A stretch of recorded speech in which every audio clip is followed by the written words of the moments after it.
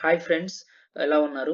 ఈరోజు మనము గ్రామ పశు సమర్థ సహాయకులు పార్ట్ బి అంటే 2019 క్వశ్చన్ పేపర్ని టాప్ 20 క్వశ్చన్లు ఎక్స్ప్లెయిన్ చేయడం జరుగుతుంది. మీలో ఎవరైనా నా ఛానల్కి సబ్స్క్రైబ్ చేయకపోతే ముందుగా మీరు సబ్స్క్రైబ్ చేసుకొని బెల్ ఐకాన్ని క్లిక్ చేయండి. తద్వారా నేను చేసే మీకు అన్ని వీడియోలు నోటిఫికేషన్ ద్వారా రూపంలో మీకు అందుతాయి. ఓకే, మనము లెసన్లోకి స్టార్ట్ అవుదాం. ఫస్ట్ క్వశ్చన్ వచ్చేసి, ఈ క్రింది కనపరిచిన ఏ పశుగ్రాసంలో ఎక్కువ మాంసకృతులు ఉంటాయి? ఒకటి వచ్చేసి మొక్కజొన్న, రెండు వచ్చేసి అలసందు, మూడు వచ్చేసి హైబ్రిడ్ నేపియర్, నాలుగు వచ్చేసి పారాగడ్డి. కరెక్ట్ ఆన్సర్ ఇస్ మొక్కజొన్న. రెండో క్వశ్చన్, ఎండు మేతలో ఎంత శాతం తేమ ఉంటుంది? అంటే మనము ఎండుగడ్డి, ఇంకొక భాషలో చెప్పాలంటే ఎండుగడ్డి ఎంత శాతం తేమ ఉంటుంది? ఒకటి వచ్చేసి 12%, రెండు వచ్చేసి 20%, మూడు వచ్చేసి 25%, నాలుగు వచ్చేసి 30%. ఇది శాతం వచ్చేసి 12% ఉంటుంది.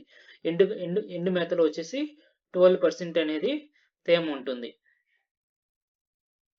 మూడో క్వశ్చన్, గొర్రె పొట్టేళ్లలో మాంసకృతుల శాతం ఎంత? అంటే గొర్రె పొట్టేళ్లలో మాంసకృతుల శాతం ఎంత అని అడుగుతున్నాడు. ఒకటి వచ్చేసి 30 నుంచి 35%, రెండు వచ్చేసి 60 నుంచి 62%, మూడు వచ్చేసి 50 నుంచి 52%, నాలుగు వచ్చేసి 65 నుంచి 70%. కరెక్ట్ ఆన్సర్ వచ్చేసి 50 నుండి 52% ఉంటుంది అన్నమాట.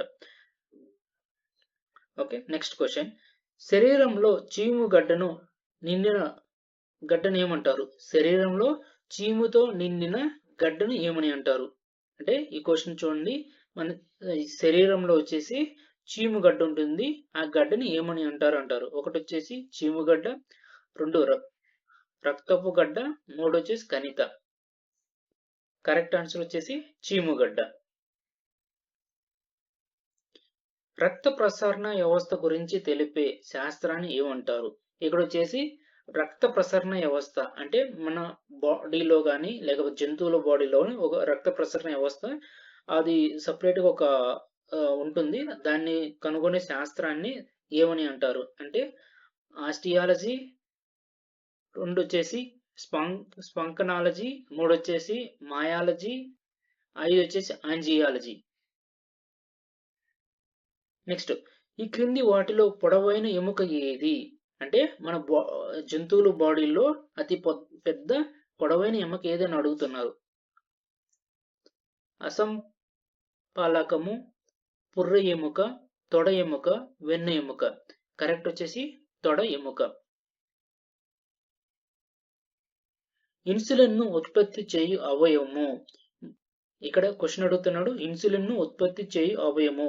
ఒకటి వచ్చేసి మూత్రపిండము, రెండు వచ్చేసి క్లోమము, మూడు వచ్చేసి ప్లీహము, నాలుగు వచ్చేసి pituitary.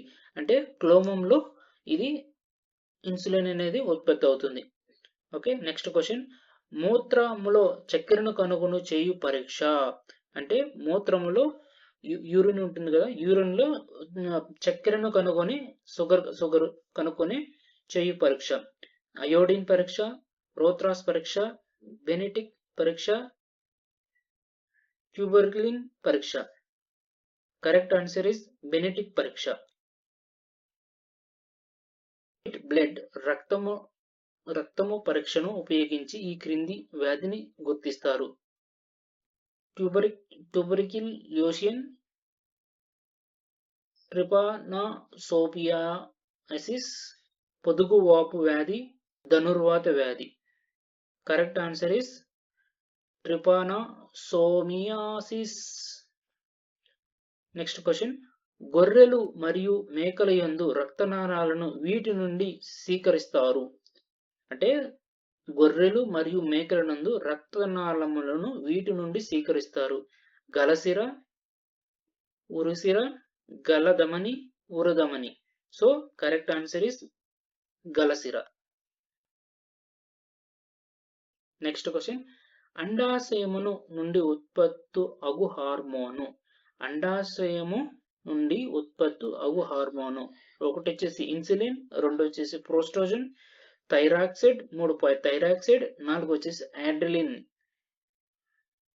Correct answer is oestrogen. Broiler కోళ్లను సాధారణంగా ఎక్కడ పెంచుతారు? ఇక్కడ వచ్చేసి బాయిలర్ కోళ్లను సాధారణంగా ఎక్కడ పెంచుతారు? బోనుల్లో, లిటర్ పరిచిన నేల మీద, తీగతో చేసిన వల మీద, సిమెంట్ కాంక్రీట్ మీద. So correct answer is litter పరిచిన నేల మీద. నెక్స్ట్ క్వశ్చన్, బ్రూడింగ్ ప్రదేశం అంతటా సమానంగా కోడి పిల్లలు ఉన్నట్లయితే ఈ క్రింది విషయాన్ని సూచిస్తుంది. అంటే బ్రూడింగ్ ప్రదేశం అంతటా సమానంగా కోడి పిల్లలు ఉన్నట్లయితే ఈ క్రింది విషయాన్ని సూచిస్తుంది. బ్రూడర్ ఉష్ణోగ్రత తక్కువ ఉన్నట్లు, బ్రూడర్ ఉష్ణోగ్రత ఎక్కువ ఉన్నట్లు, బ్రూడర్ ఉష్ణోగ్రత సాధారణంగా ఉన్నట్లు, కోడి పిల్లలు రోగాలను బాధపడుతున్నట్లు. So correct answer is brooder ఉష్ణోగ్రత సాధారణంగా ఉన్నట్టు. నెక్స్ట్ క్వశ్చన్, బాయిలర్ కోడి 1 కిలో తూగడానికి ఎంత తింటుంది? అంటే ఒక కోడి 2 కేజీలు తూగనాటికి 1 కేజీ తూగనాటికి ఎన్ని కేజీలు తినాలి? ఈ క్వశ్చన్. 1 4 కిలోలు, 2 3.5 కిలోలు, 3 కిలోలు,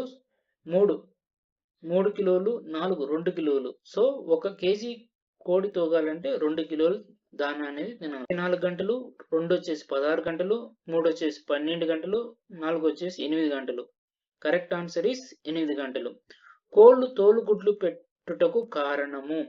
అంటే కోళ్లు సాధారణంగా తోలుగుడ్లు పెడుతుంటాయి. వాటికి గల కారణము దానాలో కాల్షియం తక్కువ ఉండడం, దానాలో కాల్షియం ఎక్కువ ఉండడం, వాతావరణ ఉష్ణోగ్రత ఎక్కువ ఉండడం, దానాలో విటమిన్ డి ఎక్కువ ఉండడం. అంటే దానాలో కాల్షియం తక్కువ ఉండడం. కరెక్ట్ ఆన్సర్ ఈస్ దానాలో కాల్షియం తక్కువ ఉండడం. నెక్స్ట్ క్వశ్చన్ వచ్చి, ప్రపంచంలో ఎక్కువ పాలు ఉత్పత్తి చేయు ఆవు జాతి? అంటే ఆవులలో ఎక్కువ పాలు ఉత్పత్తి చేసే ఆవు అని అడుగుతున్నాడు. జెర్సీ, బ్రెయిన్సిస్, 3 వచ్చేసి హులిస్టిన్ ప్రియన్స్, 4 వచ్చేసి red dane. Correct answer is Holstein ప్రియన్స్.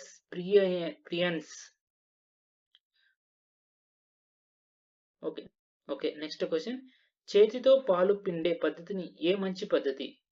అంటే పాలు తీసేటప్పుడు చేతిలో పాలు పిండే పద్ధతి ఏది మంచి పద్ధతి? 1 వచ్చేసి నక్లింగ్, 2 వచ్చేసి స్ట్రిప్పింగ్, 3 వచ్చేసి వెట్ మిల్కింగ్, 4 వచ్చేసి full hand milking. So correct answer is full hand milking. Okay next question, సంకర జాతి ఆవులలో మొదటి ఈతకు సరైన వయసు? అంటే ఇదేమంటున్నాడంటే సంకర జాతి ఆవులలో మొదటి ఈతకు సరైన వయసు 24 నుండి 28 నెలలు, 32 నుంచి 35 నెలలు, 38 నుంచి 40 నెలలు, 42 నుంచి 45 నెలలు. కరెక్ట్ ఆన్సర్ ఈస్ 24 నెలల నుంచి 28 నెలలు. నెక్స్ట్ క్వశ్చన్, కేంద్రీయ మేకల పరిశోధన కేంద్రం ఎక్కడ ఉంది? అంటే కేంద్రీయ మేకల పరిశోధన కేంద్రం ఎక్కడ ఉంది? అవికానగర్, కర్నూల్, ఇసార్, ముద్దుం. కరెక్ట్ ఆన్సర్ ఇస్ 4th ముర్దుం. ఈ వీడియో మీకు నచ్చినట్లయితే లైక్ చేసి సబ్స్క్రైబ్ చేసుకోండి. తద్వారా మీ ఫ్రెండ్స్ కూడా షేర్ చేయండి. ఇంకా మరికొన్ని వీడియోలతో మీ ముందుకు వస్తాను. Thank you.